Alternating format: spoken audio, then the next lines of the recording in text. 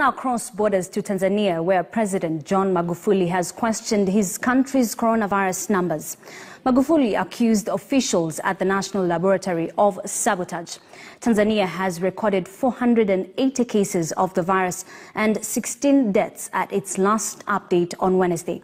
The government has come under fire from the opposition for allegedly hiding information and failing to take the disease seriously. David Mbithi reports. Tanzanian President Dr. John Pombe Magufuli's latest revelations, casting doubts on the credibility of results released by the National Medical Laboratory, has added a new twist in the country's COVID-19 combating strategy. It was early Sunday during the oath-taking ceremony of the new Minister of Constitution and Law, Mwigulu Nchemba, who replaces the late Dr. Augustine Mahiga, when the President dropped the bombshell. Hapa siku ile na nikatoa maelekezo kwamba hebu nendeni mkacheki hivi vipimo vikoje, hivyo vifaa vikoje. Na mara nyingi nimekuwa nikisisitiza kwamba si kila kitu unachopewa lazima kiwe kizuri. Wanaweza wakatumika watu, vinaweza vikatumika hivyo vifaa, lakini pia inaweza ikawa ni sabotage tu, kwa sababu hii ni vita. Ninamshukuru sana Katibu Mkuu mpya Profesa Mchembe, wameenda na kufanya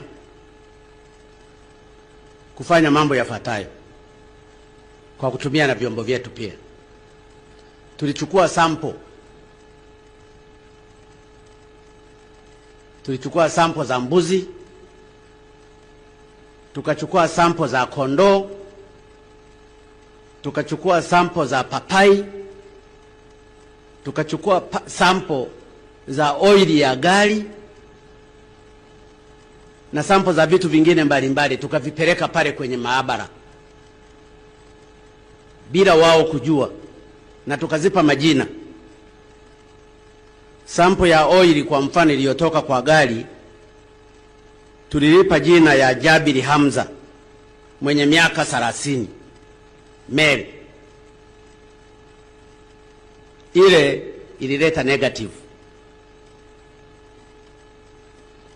Tulipopeleka sample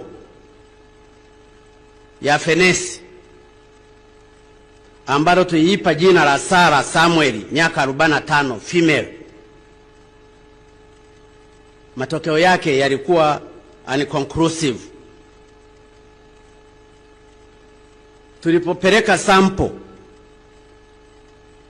ya papai,